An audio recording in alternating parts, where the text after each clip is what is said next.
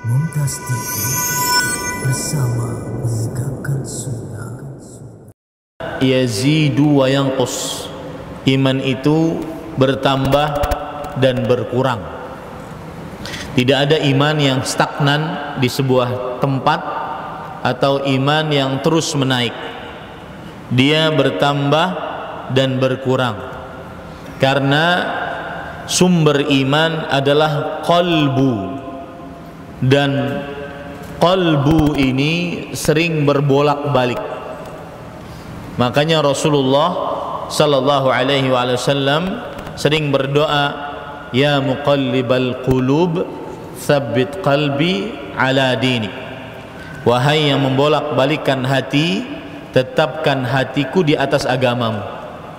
Istri Nabi Aisyah radhiyallahu anha wa ardhaha, beliau bertanya kepada Rasulullah, atakhafu alaina? Wahai Rasulullah sallallahu alaihi wasallam, kenapa engkau sering berdoa, wahai yang membolak-balikkan hati, tetapkan hatiku di atas agamamu? Apakah engkau takut kepada kita berubah kembali agama menjadi musyrik dan murtad? Kata Rasul sallallahu alaihi wasallam, na'am, iya, lianna quluba al-ibad baina asbu'aini min asabi'ir rahman yuqallibuha kaifa sya. Karena qalbu, perasaan, sanubari, hati manusia itu di antara dua jari jemarinya Allah Subhanahu wa taala. Allah bolak-balikkan sekehendak Allah Subhanahu wa taala. Ini mengapa pembicaraan istiqamah penting, karena iman bertambah dan berkurang. Bahkan berkurang sebuah kepastian. Turunnya iman, lemahnya iman, itu sebuah kepastian. Sebuah kepastian. Seperti misalkan hadis yang diriwayatkan oleh Imam Tirmidzi, Rasul sallallahu alaihi wasallam bersabda, inna likulli amalin syirratan wa likulli syirratin fatratun, faman kanat fatratuhu ila sunnati faqad ihtada wa man kanat ila ghairi dzalika faqad halak. Sesungguhnya di setiap amalan itu ada masa semangat. Makanya yang kadang-kadang baru mengenal dakwah sunnah, ada masa semangat, khusyuk salat, saf pertama, majlis-majlis ilmu sering dihadiri, tahajud, baca Quran, zikir pagi, sore, semangat.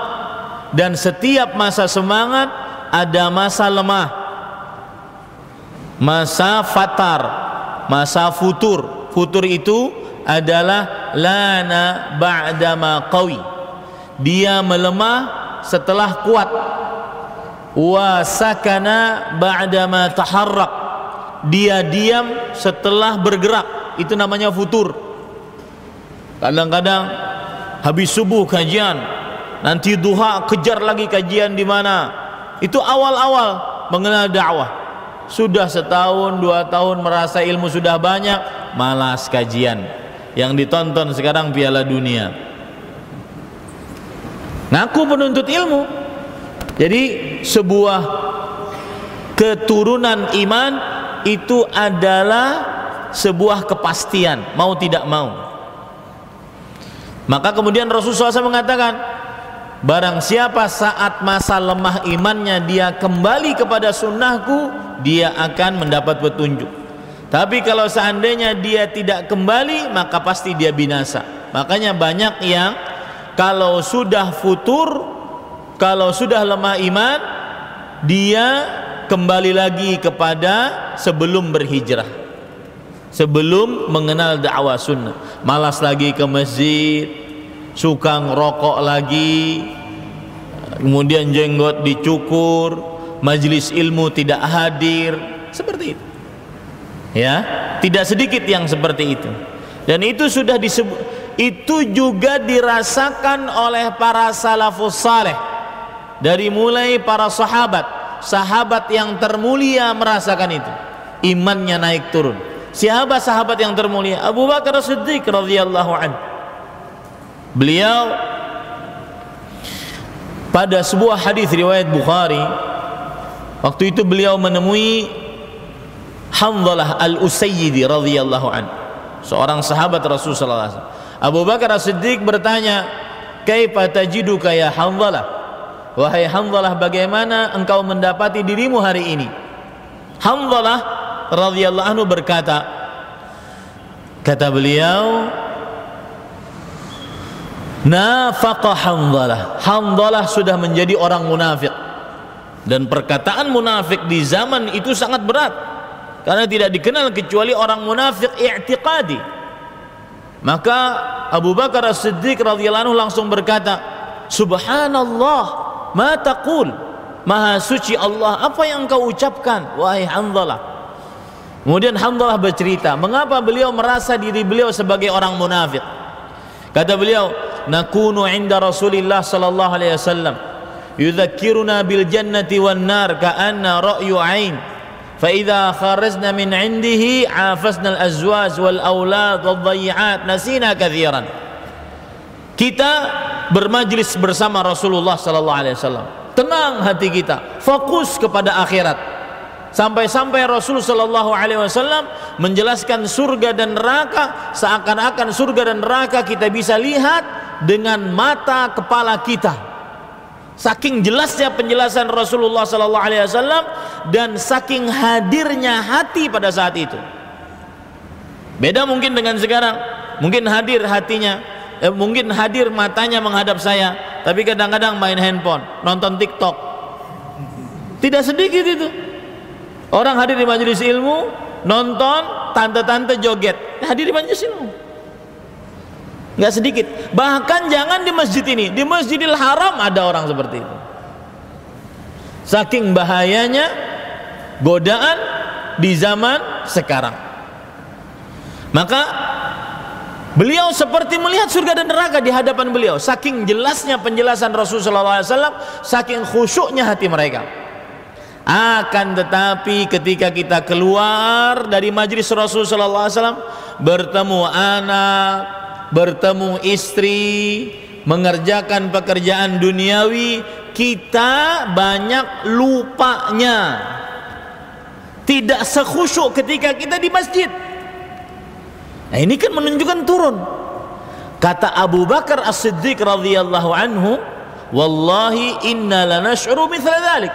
Demi Allah, kami pun merasakan seperti itu. Lihat, sekelas Abu Bakar As-Siddiq merasakan turunnya iman. Pergilah mereka berdua kepada Rasulullah sallallahu alaihi wasallam, menceritakan apa yang mereka rasakan. Apa kata Rasul sallallahu alaihi wasallam? "In tadumuna ala ma takununa 'indi lasafahatkumul malaikah fi turukikum wa ala furushikum." Jikalau kalian sebagaimana ketika bermajlis di hadapanku, selalu imannya khusyuk, imannya tinggi, maka niscaya para malaikat akan menyalami kalian saat kalian tidur di rumah kalian, saat kalian berjalan di jalan-jalan kalian. Kenapa? Karena berarti statusnya sama, imannya selalu tinggi seperti malaikat kalau begitu. Tetapi kata Rasulullah SAW, tidak demikian. Kita naik turun. Jadi turun itu sebuah keniscayaan. Ya, walakin ya Hanzalah sa'ah fasa'ah. Akan tetapi wahai Hanzalah, kadang kita fokus di kajian, mendengarkan ayat-ayat Al-Quran, hadis-hadis Rasul, menimba ilmu. Kadang kita fokus pekerjaan-pekerjaan dunia kita, bergaul dengan anak istri, mengerjakan pekerjaan-pekerjaan dunia kita untuk menghasilkan rezeki agar kita bisa beribadah kelak.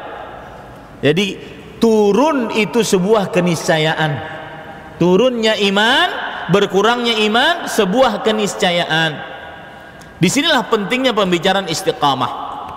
Ini poin pertama. Karena iman naik turun, dan turun sebuah keniscayaan. Yang kedua, pentingnya pembicaraan tentang istiqamah karena terkhusus di zaman sekarang sangat mudah mendapatkan godaan. Ya, terkhusus di zaman sekarang sangat mudah mendapatkan godaan. Saya pernah mendengar ceramah Syekh Al-Allamah Profesor Dr. Abdul Razak bin Abdul Muhsin Al-Badr hafizahumullah. Kita di zaman yang kita mendapati, melihat, mendengar keburukan sangat mudah, tidak seperti di zaman-zaman dahulu. Semua informasi-informasi yang sampah, baik itu yang didengar, yang dilihat, sangat mudah kita mengaksesnya melalui media sosial. Makanya nih mbah-mbah saya yang hadir di sini, yang tidak punya media sosial, yang pakai handphonenya mono, tidak ada internetnya, yang kalau kucing dilempar kucingnya mati, bersyukurlah. Ya, ini saya pribadi kalau seandainya bukan untuk dakwah, sudah cabut saya dari media sosial. Ya, berat, kadang turun iman, susah sekali untuk lepasnya. Ini para ikhwan yang dirahmati oleh Allah Subhanahu wa taala. Kita mendapati sebuah zaman yang kita bisa menonton, mendengar keburukan dari ujung dunia sampai ujung dunia lain. Keburukan terkumpul semua di media sosial. Tidak pernah ada zaman seperti zaman kita. Makanya pembicaraan tentang istiqamah sangat penting di zaman sekarang. Terutama habis 2 tahun digempur dengan COVID, susah untuk mengembalikan jiwa hadir di majelis ilmu, kajian offline. Salah satu tugas terberat para ustadz sekarang adalah mengeluarkan ikhwah dan akhwat untuk hadir ke majelis ilmu, narik lagi mereka ke masjid-masjid. Paling susah sekarang karena keenakan di rumah. Ya, ini Bapak Ibu saudara-saudari yang dimuliakan oleh Allah Subhanahu wa taala. Itu sebab yang kedua. Saking banyaknya tersebar godaan-godaan dan keburukan-keburukan yang tidak pernah ada penyebarannya seperti di zaman kita sekarang ini. Karena media sosial cuma ada di zaman kita. Maka penting sekali untuk membicarakan tentang istiqamah di zaman penuh godaan. Itu 2 poin mengapa pembicaraan ini penting, Bapak Ibu saudara-saudari yang dimuliakan Allah. Poin yang ketiga adalah dilihat dari keutamaan istiqamah. Maka kita dapati bahwa istiqamah pembicaranya penting karena hanya orang yang istiqamah yang mendapatkan husnul khatimah, nikmat terbesar yang pernah Allah berikan kepada seorang hamba di atas muka bumi ini, yaitu husnul khatimah, mati dalam keadaan beribadah kepada Allah. Tidak ada nikmat terbesar yang pernah Allah berikan di atas muka bumi ini yang lebih besar dibandingkan husnul khatimah. Mau apa? Kekayaan, rumah megah, mobil mewah, harta bertumpuk ruah, emas, perak, kiloan, kilauan, kalah dengan husnul khatimah. Mati saat beribadah, mati saat baca Quran seperti Utsman bin Affan, mati saat sholat seperti Umar bin Khattab, mati saat berperang, mati saat beribadah, mati saat berdakwah, mati saat bersedekah, mati saat berinfak, mati dalam keadaan husnul khatimah. Itu hanya didapat bagi orang yang istiqamah. Allah berfirman di dalam surat Fussilat ayat 30 dan surat Al-Ahqaf ayat 13, innal ladzina qalu rabbuna Allah thumma istaqamu tatanazzalu alaihimul malaika alla takhafu wa la tahzanu wa abshiru bil jannati allati kuntum tu'adun. Sesungguhnya orang-orang yang beriman yang mengucapkan Rabb kami adalah Allah, kemudian istiqamah, maka akan turun para malaikat dari langit memberitahukan, janganlah kalian takut, bergembiralah kalian. Kata Imam Ibnu Katsir, para ulama tafsir menafsiri ini adalah saat sakaratul maut, dia diberikan kabar gembira, mendapatkan husnul khatimah. Kenapa? Sebabnya istiqamah. Di dalam ayat yang lain, innal ladzina qalu rabbuna Allah tsumma istaqamu fala khaufun 'alaihim wa la hum yahzanun. Sesungguhnya orang-orang yang beriman mengucapkan Rabb kami adalah Allah, kemudian istiqamah, maka di akhirat tidak ada rasa takut, tidak ada rasa sedih. Rasa takut menghadapi kehidupan setelah kematian, rasa sedih meninggalkan keluarga, anak dan istri tidak ada. Ini para ikhwan yang dirahmati oleh Allah Subhanahu wa taala. Maka di sini letak pentingnya istiqamah. Maka sekali lagi saya tekankan, tidak ada nikmat terbesar yang pernah Allah berikan di dunia kepada seorang hamba dibandingkan husnul khatimah. Maka berusahalah menggapai itu dengan apa? Dengan istiqamah. Di sini letaknya pentingnya istiqamah. Ahibati fillah, afanillah wa iyyakum. Poin pertama yang akan kita bicarakan tentang istiqamah adalah makna istiqamah, baik secara bahasa ataupun secara istilah syariat. Yang pertama yaitu secara bahasa. Al-istiqamah, kata Imam Al-Jurjani rahimahullah dalam kitab beliau At-Ta'rifat, diddul li'wijaj wal inhiraf. Fasyai'ul mustaqim huwa al-mu'tadil alladhi la i'wijaja fihi. Yang namanya istiqamah adalah kebalikan dari bengkok dan menyimpang. Maka sesuatu yang istiqamah adalah sesuatu yang lurus, tidak ada bengkoknya, tidak ada penyimpangannya. Ini istiqamah secara bahasa. Kebalikan dari bengkok dan kebalikan dari menyimpang. Maka sesuatu yang istiqamah adalah yang lurus, tidak ada penyimpangan, tidak ada belokan. Adapun istiqamah di dalam terminologi syar'i, ini perhatikan baik-baik. Istiqamah di dalam terminologi syar'i kita ambilkan dari perkataan para ulama, di antaranya Imam An-Nawawi rahimahullah, ulama Islam abad ke-7 Hijriah, wafat pada tahun 676 Hijriah, yang bernama Yahya bin Sharaf, kunyahnya Abu Zakaria, dipanggil Imam Nawawi karena lahir di desa Nawa, salah satu desa yang berada di Hawaran di negeri Suriah. Jadi beliau asalnya di negeri Suriah. Beliau bermadzhab Syafi'i.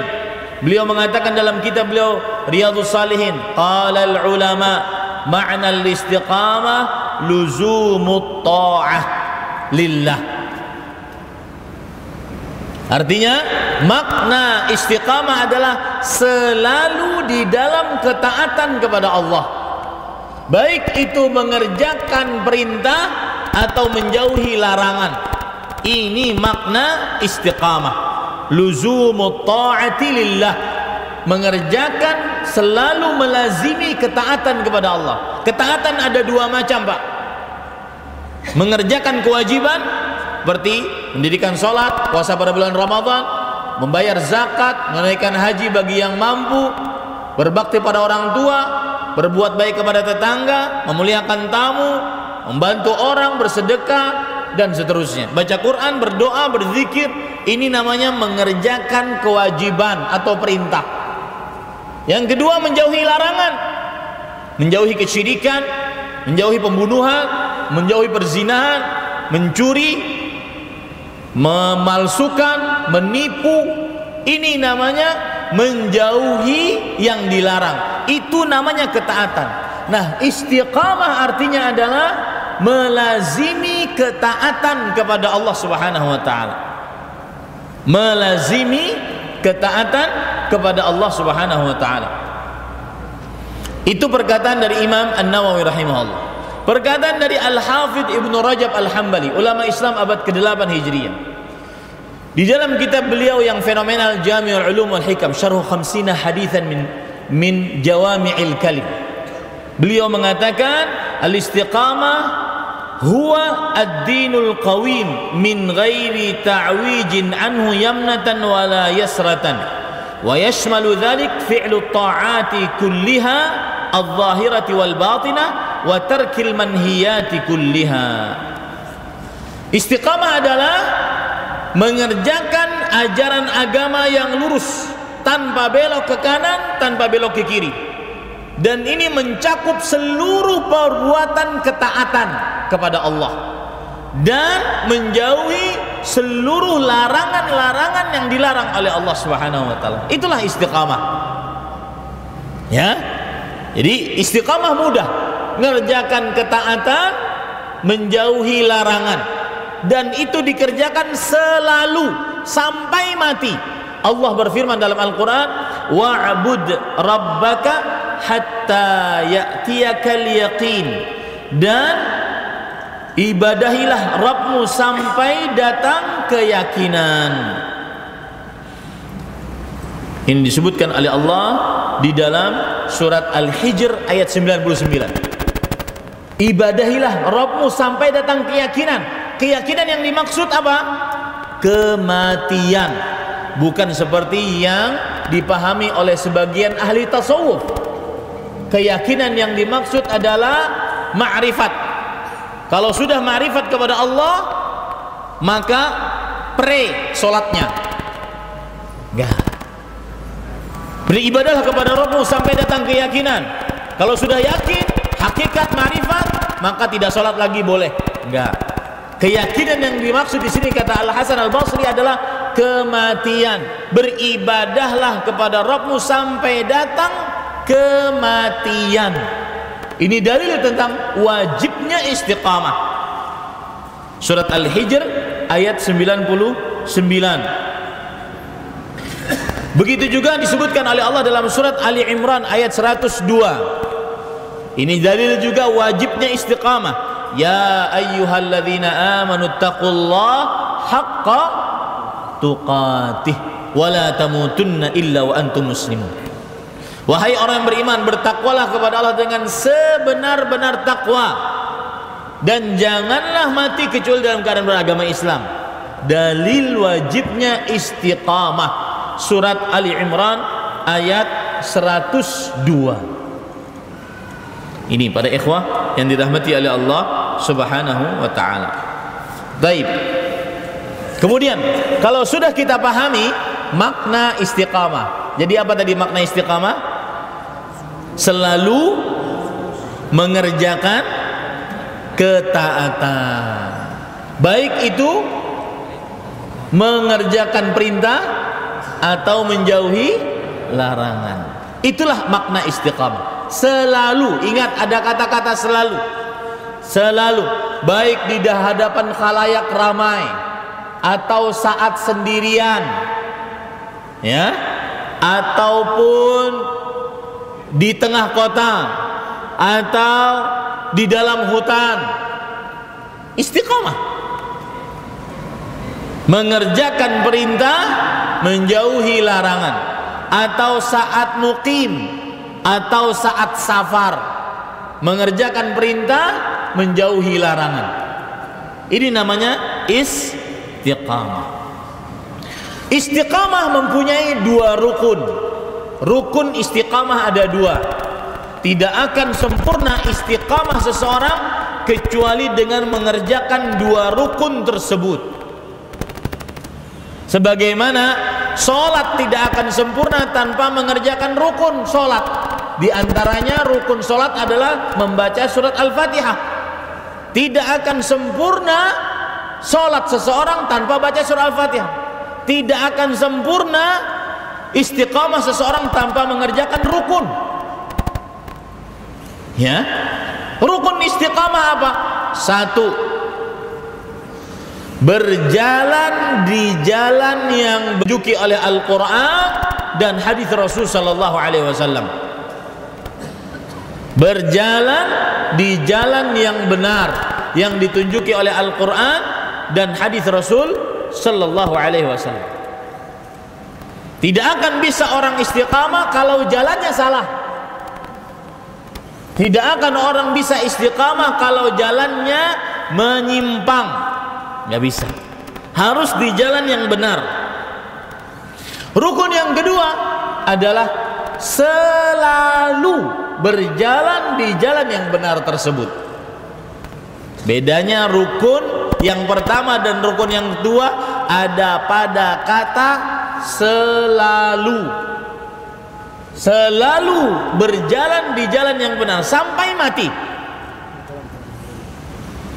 Ini rukun istiqamah yang kedua. Dalilnya apa? Allah Subhanahu wa taala berfirman, "Ya ayyuhalladzina amanu taqullaha haqqa tuqatih." Surat Ali Imran ayat 102. Wahai orang-orang yang beriman, bertakwalah kepada Allah dengan sebenar-benar takwa. Ini rukun yang pertama. Berjalan di jalan yang benar. Makanya kalau ada orang yang mulai istiqamah, yang asalnya selalu duniawi pikirannya, mulai dia istiqamah, pikirannya cuma ingin selamat di akhirat, maka dia harus mencari jalan yang benar. Jangan sampai salah jalan. Kalau salah jalan pasti balik lagi nanti, kembali kebiasaan awalnya. Saya beri contoh.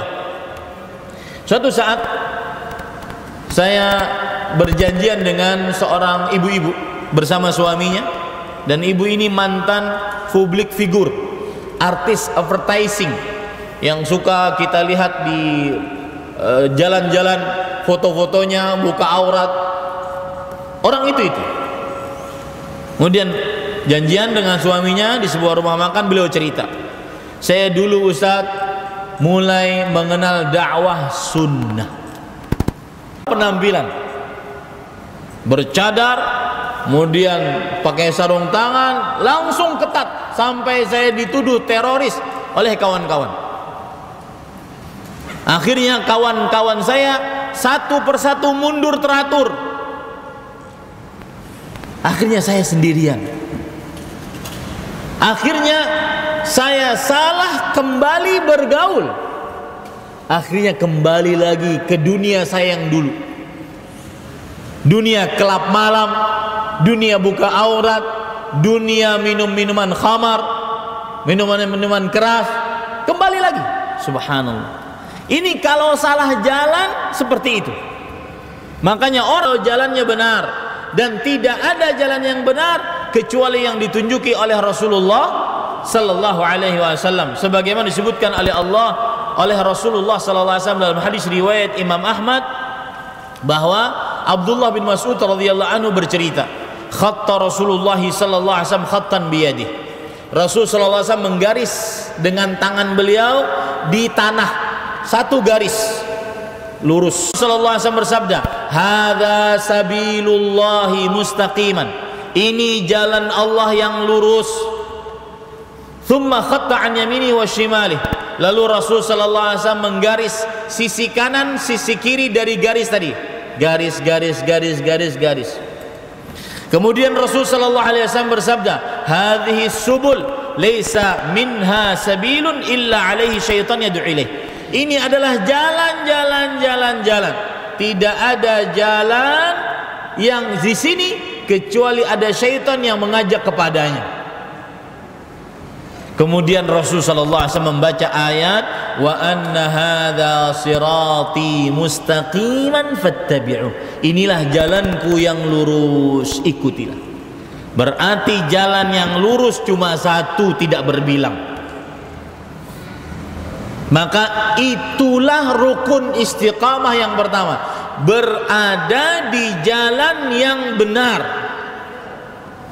Kalau seorang ingin istiqamah ada di jalannya Allah, jalannya Al-Quran dan hadis Rasul sallallahu alaihi wasallam. Ini rukun yang pertama. Rukun yang kedua, Allah berfirman, "Wala tamutunna illa wa antum muslimun." Jangan sekali-kali kamu mati kecuali dalam keadaan menyerahkan diri kepada Allah, beragama Islam. Artinya selalu berjalan di jalan yang benar. Itulah rukun istiqamah. Ya. Nah, disinilah pentingnya mengapa kita dakwah sunnah sering mengajak, ayo nuntut ilmu, ayo nuntut ilmu, ayo hadir majelis ilmu. Ini kajian, saya jauh-jauh dari Banjarmasin datang ke sini ingin mengadakan kajian saja, tidak ada yang lain. Apa sebabnya? Kenapa ustaz-ustaz dakwah sunnah sering sekali, suka sekali mengadakan pengajian ilmiah? Apa sebabnya? Agar bisa istiqamah. Karena rukun istiqamah adalah berjalan di jalan yang benar. Kita tidak akan pernah tahu jalan yang benar kecuali dengan belajar. Tidak pernah tahu jalan Al-Quran, jalan hadis kecuali dengan belajar. Duduk di majelis ilmu. Nah, ini Bapak Ibu saudara-saudari yang dimuliakan oleh Allah. Nah, penyakitnya sekarang adalah kadang sebagian orang sudah ngaji sekali, 2 kali, 3 kali, mulai dekat dengan ustadznya, malas duduk pengajian. Ya, merasa sudah tahu semua, merasa sudah jadi kawan ustadz. Ini penyakit. Ya, maka tidak bisa kita istiqamah tanpa belajar ilmu agama. Tanpa belajar ilmu agama, maka belajarlah, sering-seringlah duduk di majelis ilmu. Dan saya pesan nih Pak, khusus untuk belajar ya. Ini kan dari bapak-bapak ada yang kenal dakwah umur 30-an ke atas. Betul apa betul? Betul. Ada yang umur bahkan 50-an. Masih mending ada yang umur 20-an atau belasan. Maka saya pesan, nuntut ilmulah yang sistematis. Belajarlah yang benar-benar orang ingin belajar agama. Kalau seperti saya datang sekarang ini hanya kajian umum, hanya kajian tematik, ini hanya ngompor-ngomporin saja, manas-manasin. Adapun ingin ilmu yang mendasar, yang mumpuni, maka dari kajian yang rutin, baca kitab, ini ilmu yang ingin mendasar. Bagus kajian umum seperti ini, bagus untuk motivasi, untuk menumbuhkan semangat lagi, untuk mengenal antara ikhwah dengan ikhwah. Oh, kamu tinggal di mana? Oh, saya di Tanjung Perak. Oh, ini saya di Gresik. Kenal satu dengan yang lainnya. Tapi untuk dasar ilmu, maka tidak di sini tempatnya. Tetapi di majelis-majelis ilmu, yang walau kecil sedikit, dia mempelajari hadis arba'in dari awal sampai akhir dengan penjelasan ustadz yang mendatangkan. Ustadz tidak perlu ustadz yang followersnya banyak, jutaan-jutaan, ustadz terkenal nggak usah. Ustadz yang penting dia pintar berbahasa Arab, sudah ngaji, sudah di pesantren, suruh ngajarin kita, duduk privat sama kita. Nah, saya sedikit ini menyimpang dari istiqamah. Untuk menumbuhkan ilmu, menuntut ilmu agama ada 2 cara. Ada kebanyakan orang bingung, Ustaz, saya sudah istiqamah, saya sudah ikut kajian. Coba antum hitung sekarang diri antum yang sudah lama kenal dakwah. Berapa tahun kita kenal dakwah? Berapa ustadz sudah kita hadiri? Tapi merasa ilmunya mumpuni enggak? Enggak kan? Karena keliru dalam menimba ilmu agama. Itu masalahnya. Karena tidak sistematis dalam menimba ilmu agama. Coba berapa puluh tahun kita hadir di majelis ilmu? Karena keliru. Tidak ada ilmu yang mendasar yang kita pahami. Tidak ada kitab yang pernah kita selesaikan. Karena kajiannya cuma kajian umum, tematik. Maka saya berpesan, jangan malas kajian rutin bersama Ustaz, yang baca kitab. Caranya ada dua.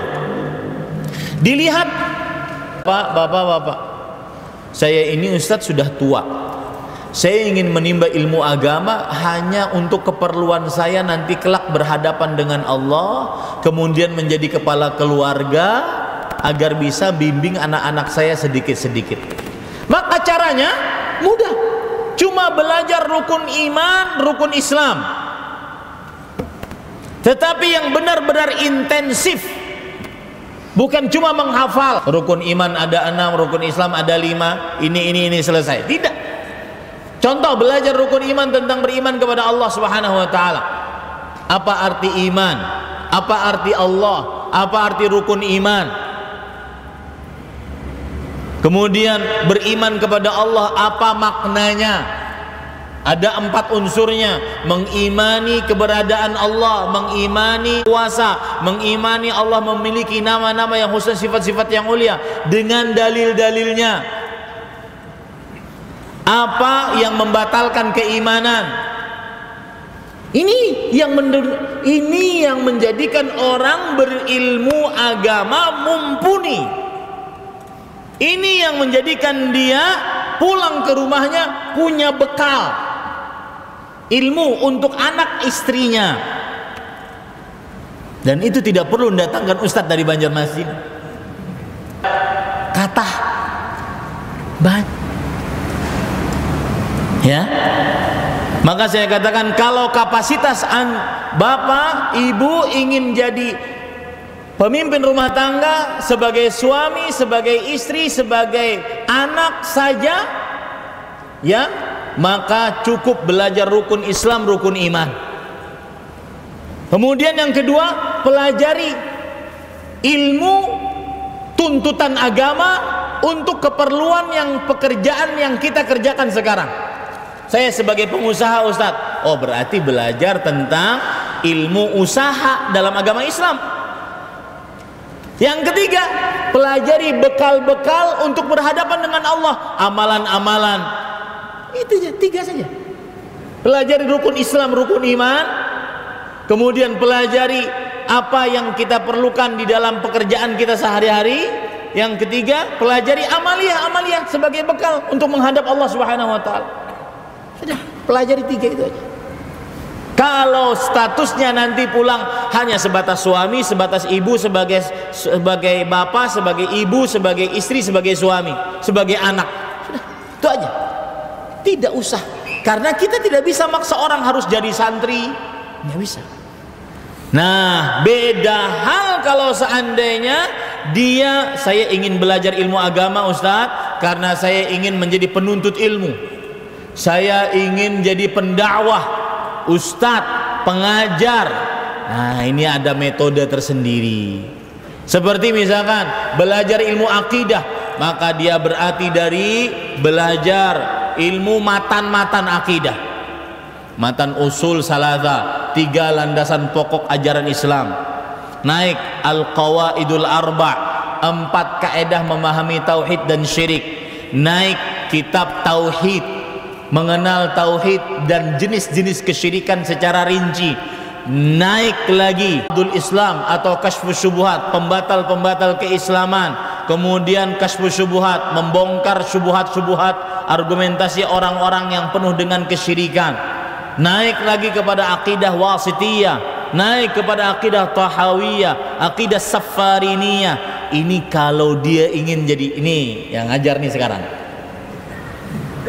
Kalau belum belajar itu jangan ngajar ente. Apalagi nggak bisa bahasa Arab, jangan ngajar. Tahu diri. Yang berhak ngajar yang pernah bersimpuh di hadapan syekh. Capek dia bersimpuhnya, ngantuk belasan tahun, puluhan tahun. Ya, nah ini kalau ingin jadi pengajar, pendakwah, ustadz, guru di pesantren, caranya seperti itu. Itu baru urusan akidah, belum urusan hadis. Dimulai dari mempelajari hadis Arba'in Nawawi, bukan cuma menghafal. Tapi pelajari satu-satu kalimatnya, apa hukum-hukum darinya. Baca kitab syarahnya. Naik setelah itu ke Umdatul Ahkam. Menaik setelah itu ke Bulughul Maram. Dan seterusnya. Itu kalau jadi pendakwah. Nah, saya yakin sebagian besar Bapak yang hadir nomor 1 atau nomor 2? 1. Belajarlah seperti itu, Pak. Sekarang lulusan pesantren banyak, panggil, ajari kami, panggil di rumah. Untuk satu keluarga aja. Setiap pekan sekali aja, setengah jam aja. Hari Kamis kah sore, hari Jumat kah sore, hari Sabtu kah sore. Panggil, Ustaz, ajarin kami satu keluarga, Ustaz. Ini bukunya, Rukun Islam, Rukun Iman. Itu akan mendatangkan ilmu yang benar-benar mumpuni. Tidak mudah nanti tergoyah-goyah. Datang subuhat begini, Ustaz, ini gimana Ustaz? Saya sering sekali dapat WA, Ustaz, ini ada subuhat Ustaz, tolong bantah ya Ustaz. Enak sekali ente. Kok saya, kamu yang nonton, kok saya yang harus bantah? Ya, coba tanya pada diri sendiri, sudah berapa tahun, pirang tahun ya belajar dakwah sunnah, duduk di majelis ilmu, sudah berapa tahun? Lalu ilmu yang mumpuni dapat atau tidak? Maka kalau tidak dapat, berarti harus berubah cara belajarnya. Dan ini adalah senggolan bagi yang hadir di majelis ilmu kalau cuma kajian umum, kajian rutinnya nggak pernah hadir, ya nggak akan dapat manfaat banyak. Dan ingat, ilmu yang mumpuni bukan nonton video YouTube short 1 menitan, reels di Instagram 1 menitan, enggak. Itu cuma kata-kata motivasi. Itu cuma apa? Kata-kata motivasi. Kalau ingin berilmu yang benar, mumpuni, tidak mudah terombang-ambing dengan godaan syahwat syubhat, maka belajar yang sistematis. Baik dengan cara yang pertama atau cara yang kedua. Bisa dimaklumi ini Bapak Ibu? Baik. Kembali kita ke masalah istiqamah.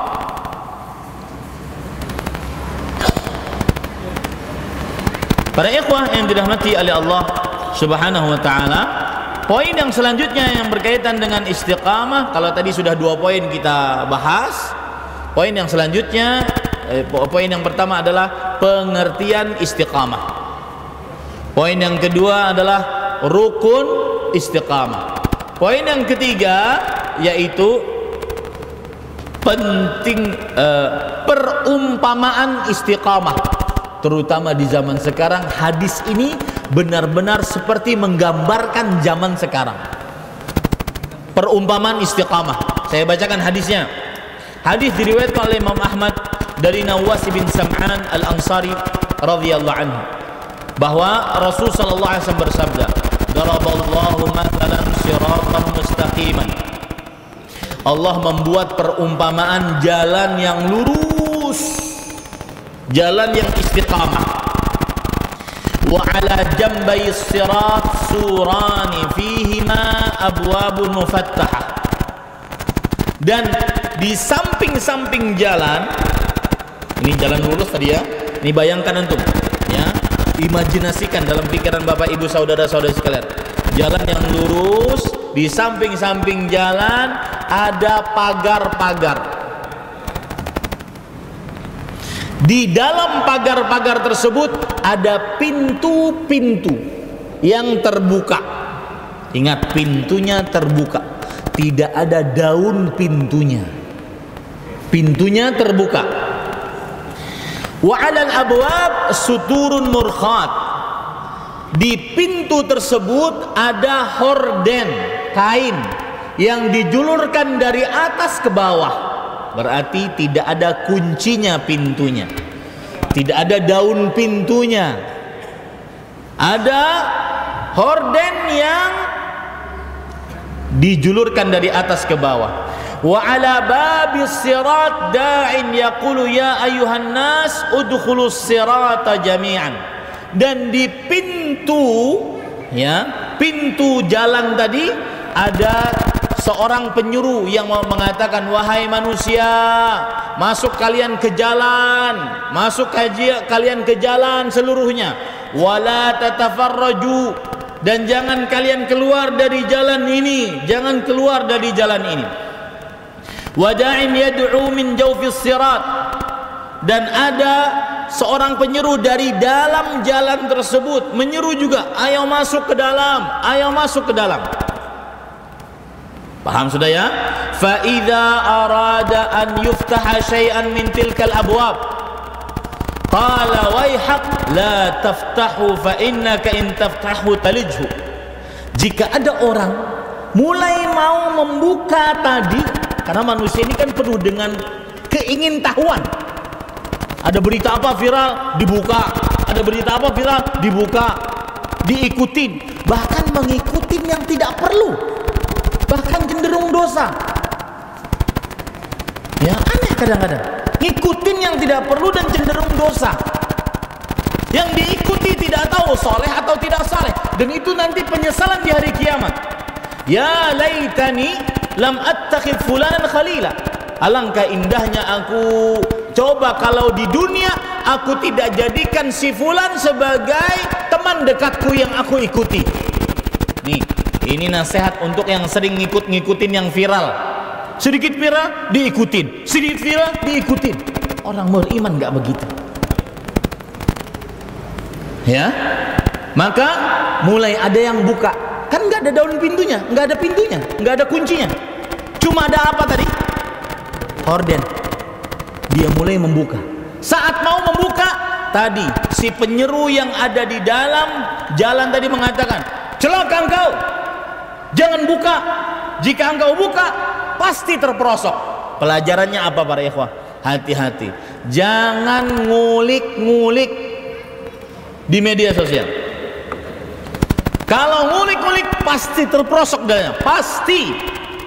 Yang dekat-dekat dengan maksiat pasti terperosok ke dalamnya. Yang berteman dengan ahli maksiat, tidak mengerjakan ketaatan, melanggar larangan, pasti ikut-ikutan. Ada pepatah Arab mengatakan, as-sahibus sahib, teman itu yang menarik. Kita tahu, kita tanya aja, Ustadz ini bagaimana keadaannya? Lihat temannya. Lihat saja temannya, siapa temannya? Pasti satu kolam, satu pemikiran. Itu hadis Rasul sallallahu alaihi wasallam.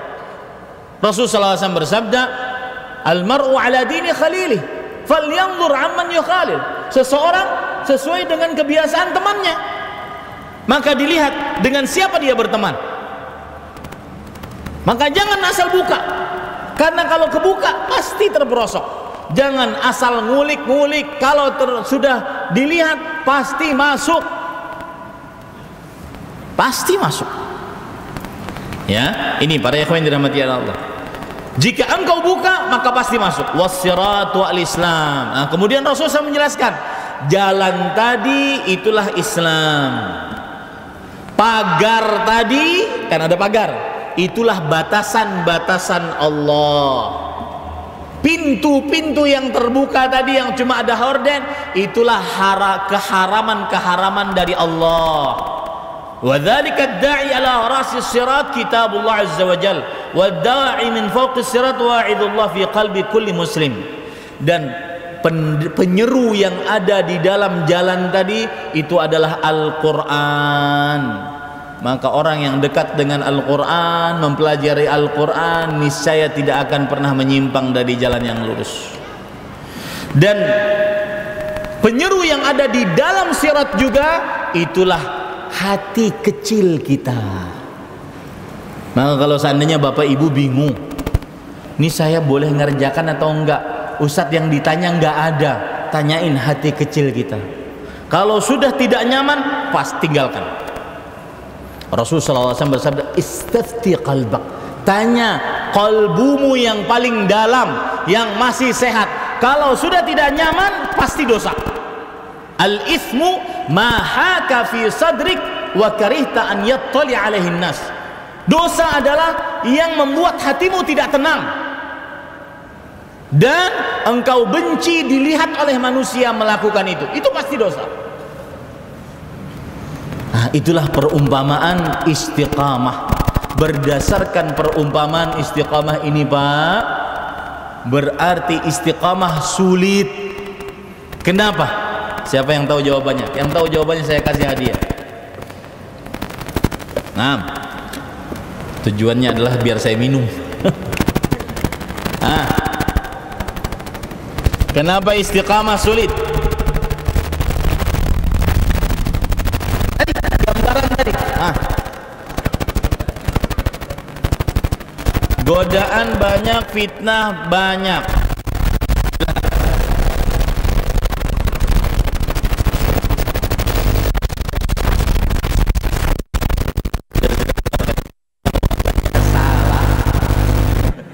Saya kan bilang siapa yang jawab saya kasih hadiah, mau benar atau mau salah.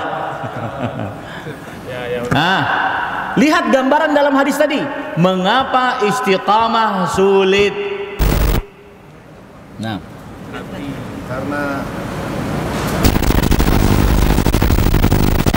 enggak dilihat dari hadis tadi. Ada jalan, ada pagar, ada pintu. Saya kasih clue, pintu.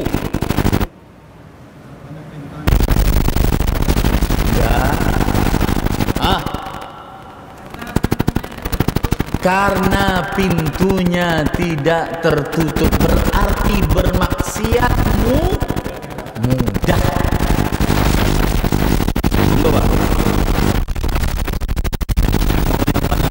Sifat sholat dalam syariat Islam. Jihad, monggo. Karena bermaksiat apa? Mudah. Apa gambarannya mudah? Pintunya tidak ada kuncinya, cuma ada apa? Horden. Sekali buka atau terpertapa angin kelihatan maksiatnya. Jazakallah khair.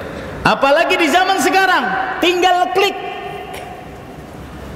klik bisa nonton porno yang paling buruk, tinggal satu klik.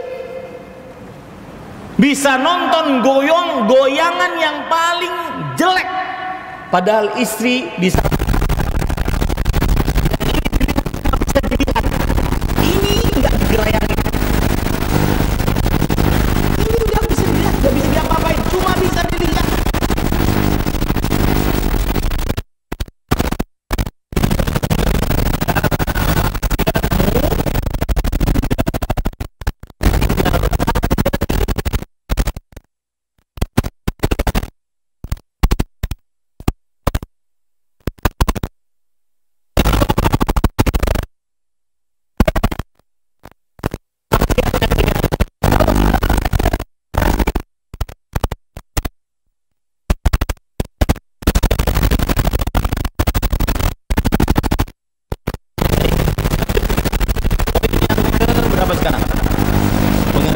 Istiqamah sudah, rukun istiqamah sudah, apa lagi tadi? Perumpamaan istiqamah sudah. Yang keempat, pentingnya istiqamah.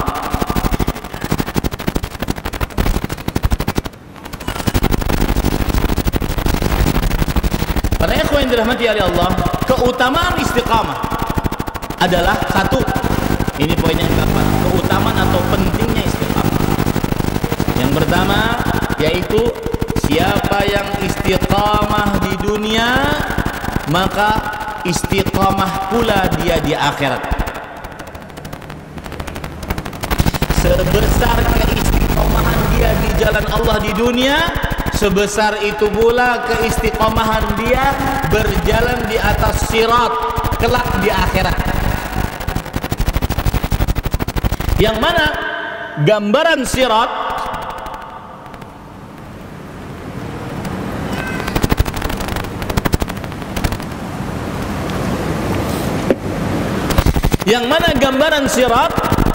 lihat gambaran sirat yang kelak semua dari kita akan mendatanginya. Allah berfirman dalam surat Maryam ayat 71-72, wa in minkum illa wariduha kana ala rabbika hatman maqdiya thumma nunajjil ladzina taqaw wa nadharu adh-dhalimina fiha jathiyya. Yang artinya tidak ada di antara kalian semua dari kita kecuali akan mendatanginya. Nya di sini sirat. Sirat adalah sebuah jembatan terbentang di atas neraka jahanam. Jembatannya bagaimana? Disebutkan dalam beberapa hadis sahih riwayat Muslim, dahdun mazillah, becek menggelincirkan, becek menggelincirkan, dua sifat. Yang ketiga dalam hadis riwayat Imam Ibnu Hibban, ahaddu minas sayf, lebih tajam daripada pedang. Yang keempat dalam hadis riwayat Imam Ibnu Hibban, adaqqu minasyar, lebih tipis daripada rambut. Makanya orang-orang tua dahulu menggambarkan seperti rambut dibelah 7. Itu maksudnya seperti hadis ini, lebih tipis dari rambut, becek, licin, tajam daripada pedang, kemudian lebih tipis daripada rambut. Kemudian yang kelima, wa fi hafataihi kalalib, ini jalan sirat yang becek menggelincirkan, tipis, lebih tipis daripada rambut, tajam, lebih tajam daripada pedang. Kemudian samping-sampingnya ada besi-besi bengkok pengait. Umirat bi akhri man umira bihi, diperintahkan untuk mengait orang-orang yang diperintahkan untuk mengait. Makhdusun najin wa makhdusun finnar, ada orang yang selamat tapi tercabik-cabik, dan ada yang tidak selamat karena dikait dimasukkan ke dalam neraka jahanam. Tambah lagi sifat yang keenam, gelap. Makanya salah satu amalan yang paling harus kita perhatikan adalah amalan yang pahalanya mendatangkan cahaya di hari kiamat. Karena jalan di atas sirat gelap. Aisyah radhiyallahu anha bertanya, "Aina yakunun nas hina tubaddalul ardu ghairul ard was samawat?" Di manakah manusia saat bumi diganti dengan bumi yang lain, langit disimpan, dilipat oleh Allah Subhanahu wa taala. Fi dhulmatin dunal jisr, mereka di atas sirat dalam kegelapan. Cahaya sesuai dengan apa, Pak? Bukan sesuai dengan rupa, warna kulit, kekayaan, harta, tahta, sesuai dengan amal. Allah berfirman, "Undu ala qadri nurikum." Silahkan jalan sesuai dengan cahaya yang kalian miliki, dan cahaya sesuai dengan amal. Maka sebesar istiqamah seseorang di dunia, sebesar istiqamah dia di akhirat, di atas sirat. Sebesar penyimpangan dia ke kanan atau ke kiri, sebesar penyimpangan dia nanti di atas sirat. Sebesar jatuhnya dia di dunia, sebesar itu pula api yang akan menyambar-nyambarnya di akhirat saat berjalan di atas sirat. Ya, ini pentingnya istiqamah yang pertama. Sebesar istiqamah di dunia, maka sebesar itu pula istiqamah berjalan di atas jalan Allah Subhanahu wa taala. Ada orang disebutkan dalam hadis riwayat Imam Tirmidzi, "Tsumma yaridun nasun nara", lalu orang-orang berjalan melewati neraka tersebut. Kenapa disebut neraka? Melewati sirat. Kenapa disebut melewati neraka? Karena siratnya di atas apa? Neraka. Tsumma yasduruna minha bi'amalin, kemudian mereka berjalan sesuai dengan amal. Fa awwaluhum kalamhil barq, maka orang yang paling pertama seperti kilatan petir sesuai dengan amal. Tsumma karih, seperti aliran angin. Tsumma kahasnil faras, seperti orang berkuda. Tsumma karraqi fi rahlih, atau seperti orang naik onta. Tsumma kasyaddir rijl, atau orang seperti berlari. Tsumma kamashi, atau orang berjalan. sampai disebutkan dalam riwayat dari Abdullah bin Mas'ud, ada orang yang cahayanya sejempol kaki, yudhi'u marratan wa yatfa'u marratan, kadang hidup kadang mati. Fa idza adha'a qaddama qadamah wa idza atfa'a qama. Kalau sedang nyala, ini sejempol kaki Pak, lihat kaki masing-masing itu. Cahayanya cuma sejempol kaki. Itu pun hidup mati. Hidup mati. Kapan hidup dia jalan, pas jalan mati dia diam lagi. Samping-sampingnya besi bengkok mengait, jalannya licin, tajam, lebih tajam daripada pedang, tipis daripada rambut. Pemandangan yang sangat luar biasa. Orang kalau sudah mikir seperti ini, nggak penting berlomba-lomba dalam kekayaan dunia, nggak penting. Oh, itu teman kuliah saya, kok bisa sekarang dia punya rumah makan outletnya di Surabaya ada 20. Sudah bicarakan ini, nggak akan penting itu dunia semua itu. Rumah megah, mobil mewah, harta bertumpuk ruah. Ya, ini Bapak Ibu saudara-saudari dimuliakan Allah. Lalu apa yang terjadi orang tersebut? Kadang dia bergelantungan dengan tangannya, kadang terbalik kakinya yang bergelantungan. Allahu Akbar. Berat. Sebesar istiqamah seseorang di dunia, sebesar istiqamah dia jalan di atas siratnya Allah Subhanahu wa ta'ala. Sebesar terperosok dia ke dalam maksiat, sebesar itu pula terperosok dia bergelantungan di akhirat, di atas sirat. Itu licin, itu gelap. Mudah-mudahan kita senantiasa selalu istiqamah untuk sholat subuh berjamaah, karena pahala sholat subuh berjamaah, Rasul sallallahu alaihi wasallam bersabda dalam hadis riwayat Imam Tirmidzi, "Basyiril masya'in fi dhulam bin nurit tam yaumal qiyamah." Berikan kabar gembira kepada orang-orang yang berjalan di dalam kegelapan menuju masjid-masjid, mendapatkan cahaya yang sempurna pada hari kiamat. Hati-hati subuh Pak. Dan para ulama mengatakan, yaumuka ka jamarik, harimu seperti awalmu. Kita ingin tahu hari kita seharian ini penuh bagaimana, lihat awalan kita. Subuhnya bisa jawab azan subuh enggak? Bisa sholat qobliyah 2 rakaat sebelum subuh enggak? Bisa sholat subuh berjamaah enggak? Harimu seperti awal harimu. Kita ingin tahu hari kita ini satu hariannya bagaimana, lihat awalnya. Dan ada faedah menarik dari Asy-Syaikh Al-Allamah Profesor Dr. Abdul Razak bin Abdul Muhsin Al-Badr hafizahumullah. Beliau mengatakan, Rasul sallallahu alaihi wasallam bersabda,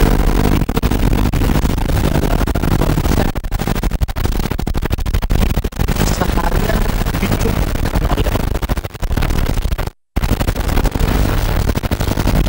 oleh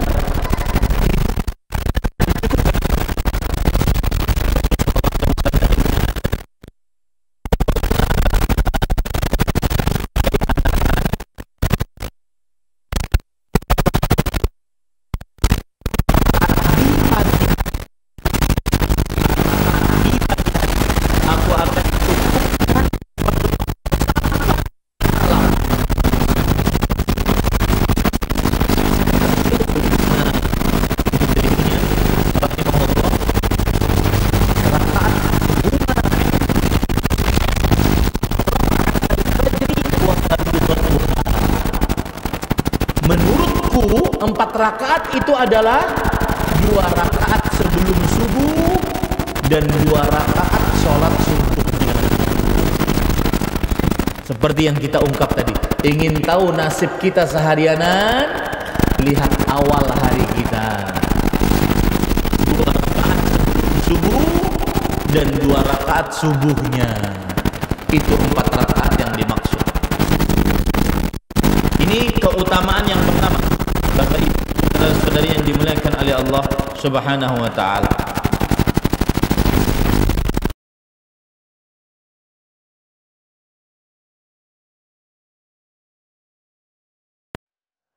Beliau, fa in kathurat huna qawiyat fakadzalika hiya hunak wa ma rabbuka bidzallamin lil abid. Artinya, sekuat kamu berjalan di atas sirat di dunia, sekuat itu pula engkau akan istiqamah berjalan di atas sirat di akhirat kelak.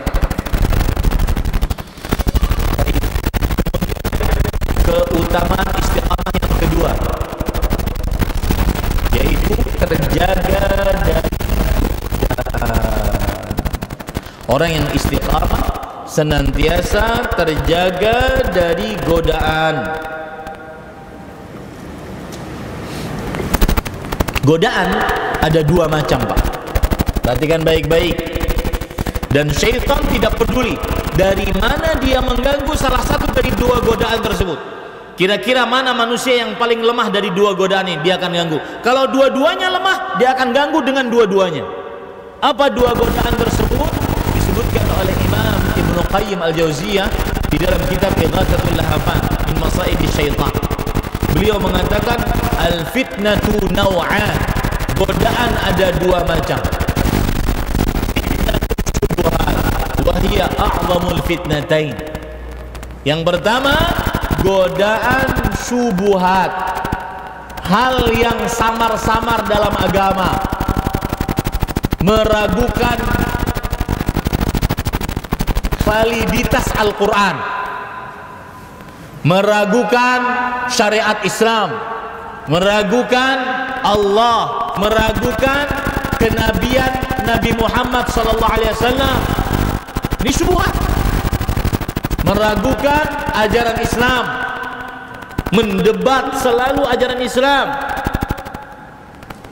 Adapun orang beriman enggak begitu. Orang beriman itu akalnya dia gunakan untuk memahami Al-Quran, bukan untuk mendebat Al-Quran. Saya beri contoh ya. Qul huwallahu ahad, Allahus samad, lam yalid wa lam yulad wa lam yakul lahu kufuwan ahad. Orang beriman, dia fungsikan akalnya untuk memahami. Katakanlah wahai Muhammad, Allah ahad, tunggal. Apa makna tunggal? Satu-satunya yang berhak diibadahi, satu-satunya yang mengatur, mencipta, berkuasa, satu-satunya yang memiliki nama-nama yang husna, sifat-sifatnya yang mulia.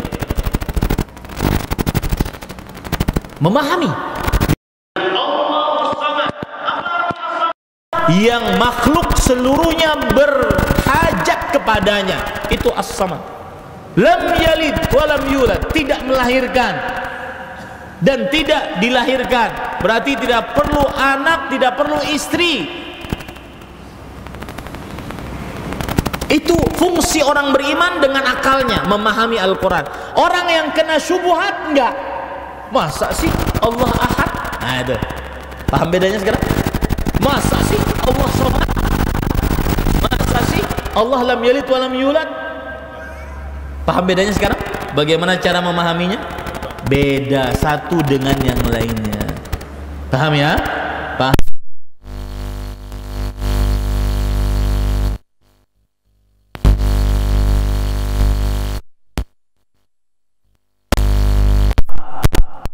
Fitnatus syubuhat ujungnya mengakibatkan kepada kekufuran, kesyirikan, kemunafikan akbar. Meragukan Al-Quran, yang katanya boleh kumpul kebo, bahkan itu disertasi S3. Syubhat. Meragukan validitas Al-Quran. Al-Quran bukan kitab suci, akan tetapi dia adalah sastra Arab, bukan firman Allah. Meragukan syariat Islam cocok sampai hari kiamat. Khomer itu kan diharamkan karena di Arab panas. Khomer panas, panas tambah panas menjadi mati, pantas diharamkan. Tapi kalau di kutub selatan dingin, khomer boleh. Nah, ini namanya apa? Syubuhat. Dan ini a'zamul fitnatain, godaan paling berbahaya. Kemudian yang kedua, wa fitnatus syahawat. Godaan yang kedua, syahwat. Syahwat terhadap harta, syahwat terhadap tahta, syahwat terhadap wanita. Syahwat. Apa? Kalau orang tergoda syahwat, dia melakukan dosa besar. Zina, korupsi, setoran. Nah, ini saya singgung masalah setoran nih. Kadang-kadang untuk dapat tanda tangan harus bayar ratusan juta. Betul apa betul? Itu maksudnya godaan syahwat. Pungutan-pungutan liar. Satu kertas kadang-kadang harganya puluhan juta. Kalau enggak keluar izinnya. Betul apa betul? Itu syahwat, bukan syubhat. Syahwat harta, tahta, wanita. Syubhat penyebabnya adalah taqdimul aql ala syara'. Mengedepankan akal dibandingkan syariat. Itu syubhat. Oh, kenapa LGBT haram? Itu kan hak asasi manusia. Lebih mengedepankan akal dibandingkan syariat. Ini kan Allah yang salah. Raga saya saja yang maskulin, padahal isinya feminin. Raga saya saja susilo, padahal isinya susilowati. Ya mohon maaf yang bernama susilo ya. Paham ini para ikhwan? Dirahmati oleh Allah Subhanahu wa taala. Ini syubhat, mengedepankan akal dibandingkan syariat. Syahwat taqdimul hawa 'alal 'aqli wasyara'. Lebih mengedepankan hawa nafsu dibandingkan syariat dan akal. Zina. Apa untungnya? 5 menit, 10 menit selesai. Tapi setelah itu takut bermasalah, jangan-jangan kena AIDS, takut ketahuan. Hanya lebih mengedepankan hawa nafsu dibandingkan akal sehat dan apa? Dan syariat. Nah ini pada ikhwan. Nah orang kalau istiqamah akan terjaga dari gua godaan ini. Godaan syubhat dan syahwat. Ini para ikhwan yang dirahmati oleh Allah Subhanahu wa taala. Baik. Contoh misalkan fitnatus syubhat. Apa syahwat? Syubhat sudah saya banyak contohkan tadi. Ya. Fitnatus syahwat. Harta. Rasulullah sudah bilang akan datang suatu masa ya'ti 'alan nasi zaman.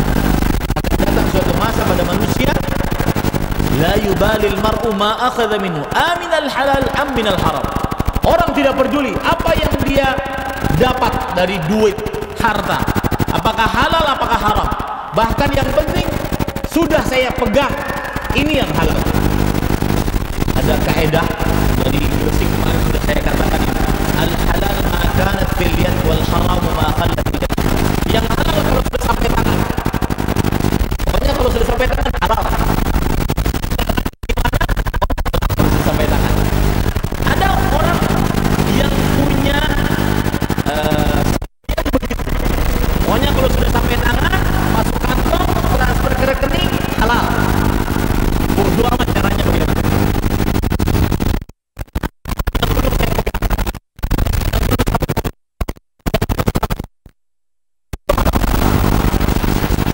Ya, itu fitnah apa? Itu godaan apa? Syahwat. Ya, belum lagi di zaman sekarang godaan syubhat, godaan syahwat perempuan. Allahu Akbar.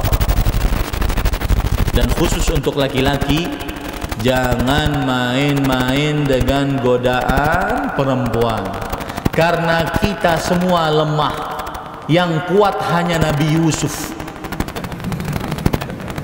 Mau ustadznya hafal Quran, ustadznya hafal hadis, lulusan Madinah, doktor, profesor. Kalau sudah di hadapan perempuan pasti lemah, melempem seperti kerupuk air. Ya, hati-hati.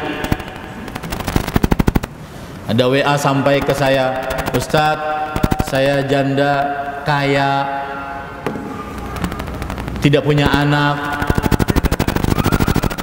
Ya, dengan siapakah saya harus menikah, Ustadz? Jangan pernah dijawab. Kalau mau menikahinya, ini berbicara sesuai dengan pengalaman, tidak akan pernah kuat. Dan itu yang ditunjuki dalam Al-Quran. Wa khuliqal insanu dha'ifan. Manusia diciptakan dalam keadaan lemah. Lihat tafsiran para ulama salaf. Apa arti lemah? Kata Imam Mujahid, fi amrin nisa, lemahnya lelaki di hadapan perempuan. Yadhhabu aqluhu indahunna, pasti hilang akal laki-laki kalau sudah di hadapan perempuan. Siapa saja orangnya. Mau ustadz kelihatan paling sangar, hilang akalnya di hadapan perempuan. Siapa saja. Jangan pernah main-main. Kecuali kalau mau menikahinya, kalau tidak putus hubungan sama sekali. Hati-hati para ikhwan yang dirahmati oleh Allah. Apalagi di zaman sekarang media sosial. Seperti saya bilang tadi, satu kali klik melihat goyangan super erotis merangsang dengan segala macam bentuk pantatnya.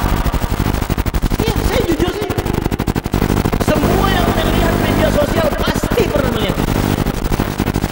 Makanya saya katakan mbah-mbah saya yang tidak punya media sosial bersyukur, nggak banyak pahala hilang.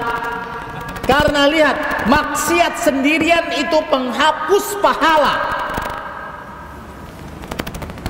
Dalam hadis riwayat Imam Ibnu Majah, Thauban radhiyallahu anhu bercerita, Rasul sallallahu alaihi wasallam bersabda, "Inni la a'lamakum aqwaman ya'tuna yaumal qiyamah bihathanatin amsali jibali tihamata bidan." Sungguh aku akan beritahukan kepada kalian orang-orang yang membawa pahala bergunung-gunung seperti gunung Tihamah. Gunung Tihamah adalah gunung-gunung besar di daerah Yaman. Rasulullah SAW berbicara ini agar para sahabat bisa membayangkan, oh itu gunungnya. Fayaj'aluha Allahu azza wa jalla haba'an manthura. Lalu Allah jadikan pahala bergunung-gunung tersebut seperti debu-debu yang berterbangan. Habis pahalanya. Apa sebabnya? Thauban langsung bertanya kepada Rasulullah SAW, "Ya Rasulullah, sifhum lana, jallihim alaina, alla nakuna minhum wa nahnu la na'lam." Wahai Rasulullah, sifati mereka untuk kami, terangkan keadaan mereka kepada kami agar kami tidak seperti mereka dalam keadaan kami tidak sadar. Kata Rasulullah SAW, perhatikan, mereka bukan ahli maksiat. Innahum min ikhwanikum, mereka adalah saudara seiman kalian, berarti orang beriman. Wa min bani jildatikum, mereka adalah manusia seperti kalian. Ya'khuduna minal lail kama ta'khudun, salat malam, ahli salat malam. Walakinnahum idza khalau bimaharimillah, tapi kalau saat bersendirian dengan hal-hal yang diharamkan oleh Allah, mereka langgar semua larangan-larangan tersebut. Maksiat saat sendirian penghapus pahala. Dan ini Pak, membuat orang kecanduan lebih dibandingkan kecanduan obat-obatan terlarang. Saya sering dapati itu. Pernah di sebuah kota saya kajian, anak muda setelah kajian langsung mendatangi sambil menangis, "Ustadz, sulit, yang Ustadz sebutkan tadi sulit, saya korbannya Ustadz. Saya punya hard disk, saya download 1 GB semua video porno. Lalu saya mendengar nasihat antum, tinggalkan itu karena Allah. Saya tinggalkan sepekan. Setelah sepekan saya download 20 GB. Sampai saya Ustaz nonton itu sampai nangis sambil istighfar.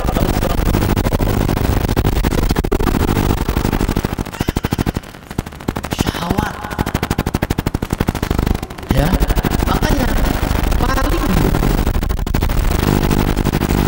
laki-laki, dan ingat Pak, ingat, jenggotmu tidak menjaminmu aman dari godaan perempuan. Jenggot panjangmu, celana di atas 2 mata kakimu tidak menjaminmu aman dari godaan perempuan. Ya, mau dia ustadz, panitia kajian, nggak ada urusan. Kalau sudah terjerumus ke dalam cinta haram, pasti terjerumus. Dan ini pembicaraan berdasarkan pengalaman. Ya, jangan macam-macam. Imma kamu menikahi atau putuskan dengan sebenar-benarnya. Adapun putus cuma sekedarnya, ya, putus bohong-bohongan, afwan ukhti, sudah sholat subuh belum? Saya cuma mengingatkan, tidak usah dijawab, kita bukan mahram, gombal. Tidak ada. Ya, ini para ikhwan yang dirahmati oleh Allah. Nah, orang yang istiqamah senantiasa dia terjaga dari 2 syubhat ini, godaan syubhat dan godaan syahwat. Baik. Belum lagi Pak, anak-anak perempuan kita. Ini perhatikan nih, bapak-bapak mungkin hadir di majelis ini hari Ahad. Ingat anak perempuan kita. Di dunia anak muda, saya diberitahu juga oleh para anak muda, Ustadz, di dunia anak muda ada istilah real life dengan alter life. RL dengan IL. Real life mungkin di kehidupan nyatanya dia berjilbab, kalau sekolah dia berjilbab, oke.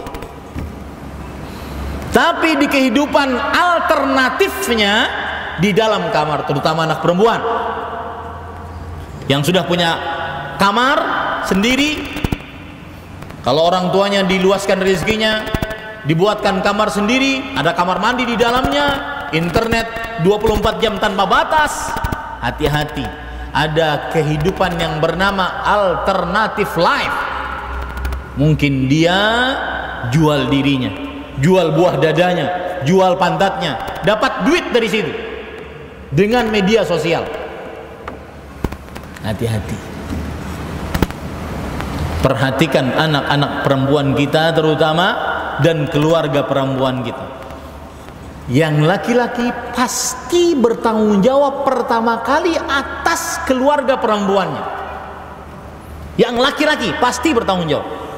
Anda mungkin duduk di depan saya atau bahkan panitia kajian, ternyata anak perempuannya jual diri dengan goyangan, buka aurat, bisa jual diri itu Pak. Hati-hati ya, jangan sampai kita lengah. Ajak mereka ke majelis ilmu, jangan sampai mengulangi kesalahan yang sama 2 kali. Apa maksudnya kesalahan yang sama? Kita mengenal dakwah, kita mengenal Islam saat umur 30-40. Jangan, anak kita ajarkan dari mulai semenjak dini tentang keislaman yang benar berdasarkan Al-Quran, hadis yang dipahami oleh para salafus saleh. Hati-hati Bapak Ibu, sekarang dunianya seperti itu. Bersyukurlah anak-anak yang masih belum memegang handphone pribadi.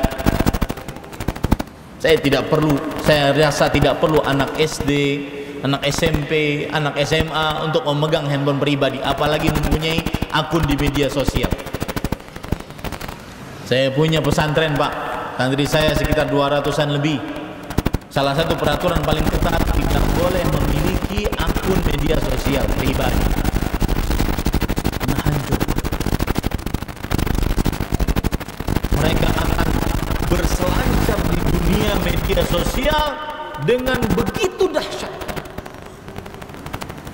sedangkan tidak bisa membendungnya sama sekali. Terutama seperti yang sudah saya ungkap tadi, punya anak perempuan, ya, punya kamar sendiri, punya internet full, kalau makan tinggal pesan online, tidak keluar rumah setelah sekolah, selesai urusan. Kapan kita duduk bareng dengan dia? Kapan kita nasehatin dia?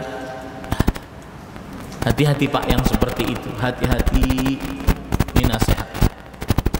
Terakhir Bapak Ibu saudara-saudari yang dimuliakan oleh Allah Subhanahu wa taala, keutamaan istiqamah yang terakhir adalah seperti yang sudah saya ungkap tadi, yaitu di awal, paling awal, keutamaan istiqamah adalah seseorang akan mendapatkan apa? Husnul khatimah. Ini keutamaan yang keberapa? Yang ketiga, ya, yang ketiga. Keutamaan istiqamah yang pertama apa?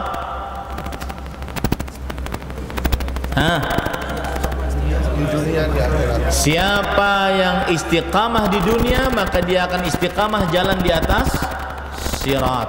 Yang kedua, keutamaan istiqamah yang kedua, dia akan terjaga dari dua godaan syubhat dan syahwat. Yang ketiga, orang yang istiqamah di dunia, dia akan mendapatkan husnul khatimah. Saya akan sebutkan mata rantai yang tidak terpisah. 3 mata rantai yang tidak terpisah. Ibadah dengan ikhlas menghasilkan istiqamah.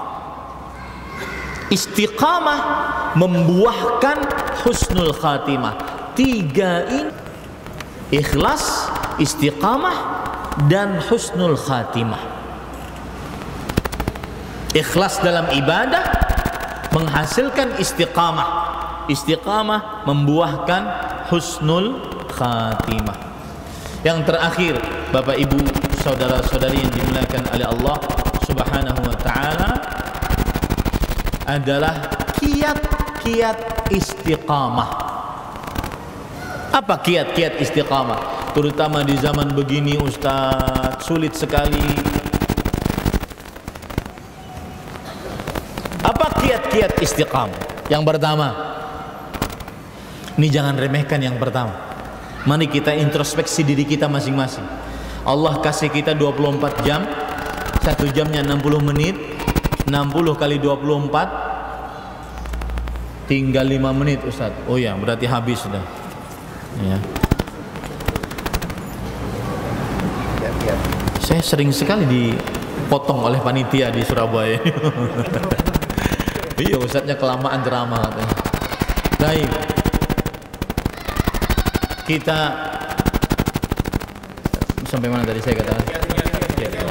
Kiat yang pertama yaitu Ustaz istiqamah sulit, godaan banyak, di handphone saja susah. Maka perhatikan baik-baik. Amalkan ayat Al-Quran yang merupakan rahasia penghambaan diri kita kepada Allah. Apa itu?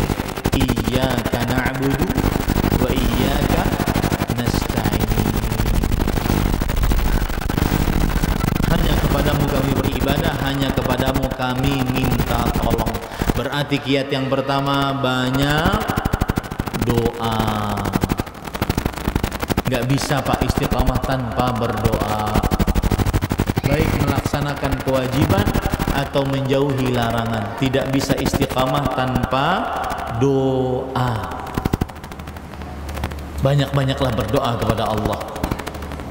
Anak-anak kita yang saya ceritakan tadi, agar jauh dari godaan syahwat, maka Rasulullah SAW pernah didatangi oleh seorang pemuda. Wahai Rasulullah, saya ingin berzina. Anda mungkin sudah tidak bisa menahan syahwat. Dia jujur kepada Rasulullah, saya ingin berzina. Kata Rasul sallallahu alaihi wasallam, ridhokah itu dilakukan kepada ibumu? Ridhokah itu dilakukan kepada anak perempuanmu, saudarimu, bibimu? Si pemuda tersebut mengatakan tidak ridha wahai Rasulullah. Maka kemudian Rasulullah SAW memegang dada pemuda tersebut dan mendoakan, Allahumma ghfir lahu dzambah wa tahhir qalbah wa hassin farjah. 3 doa. Ya Allah, ampuni dosa anak ini, sucikan hatinya, dan jaga kemaluannya. Minta doa pada Allah. Makanya sering-sering berdoa kepada Allah agar ditetapkan hati. Ya muqallibal qulub tsabbit qalbi ala dinik. Kita tidak tahu kapan Allah menguji kita. Saya pernah berhadapan dengan general manager sebuah perusahaan resmi pemerintah. Kemudian saya tanya kepada bapak tersebut yang undang saya waktu itu, Bapak pernah diuji, Pak? Pernah, Ustaz. Dua-duanya diuji sekaligus, Ustaz. Syubhat dan syahwat sekaligus. Saya diuji dengan syahwat. Didatangi saya di tempat makan saya, perempuan super duper cantik, bawa duit segepok. Kemudian saya disuruh tanda tangan. Kalau tanda tangan ini saya tanda tangani, maka si fulan akan naik jabatan. Saya nggak mau. Lalu saya tanya, lalu perempuan tadi, Bapak tergoda nggak? Tergoda, Ustaz. Saya normal. Ya, yang nggak tergoda abnormal berarti. Tergoda. Cuma saya katakan kepada perempuan tersebut, Dek, sebagai saya laki-laki, saya sangat bernafsu kepada kamu. Tapi saya khawatir anak istri saya juga akan seperti kamu kelak. Perempuan tersebut langsung kabur, lari, nangis. Kita nggak tahu, Pak. Maksud saya, kita tidak tahu. Kita dihadapkan kepada sebuah masalah, ujian dari Allah, kita nggak tahu. Assalamualaikum, mau pijet ke Ustaz? Ada seorang Ustaz teman saya, waktu itu pergi ke sebuah daerah yang banyak turisnya. Di situ dia dimalamkan oleh panitia, mungkin panitia salah milih hotelnya, dimalamkan oleh panitia. Kemudian malam-malam ada yang dilihat perempuan. Besok paginya Ustaznya sholat subuh, saya nggak mau lagi ke situ, ambil barang-barang saya pokoknya tempat yang lain aja. Kita nggak tahu kuat atau enggak, dan pasti tidak kuat, karena yang kuat hanya Nabi Yusuf. Banyak-banyak berdoa, Pak, dijauhkan dari maksiat. Yang kedua, dan ini yang terakhir, yaitu pintar-pintar mencari kawan. Karena itu penyesalan nanti yang ada di akhirat. Ya laitani lam attakhid fulanan khalila. Ya Allah, alangkah celakanya aku coba selama aku di dunia tidak menjadikan si fulan sebagai temanku. Penyesalan atas salah dalam memilih teman. Nah, ini kira-kira yang bisa saya sampaikan. Sebenarnya kiatnya masih sangat banyak, akan tetapi panitia mengatakan tinggal 5 menit lagi, Ustaz. Sudah disuruh berhenti, suruh pulang ke Banjarmasin cepat-cepat.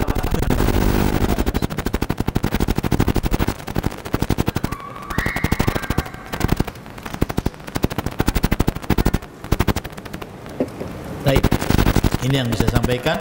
Saya kira jelas, tidak perlu ada yang lagi, ya. Ini yang bisa saya sampaikan.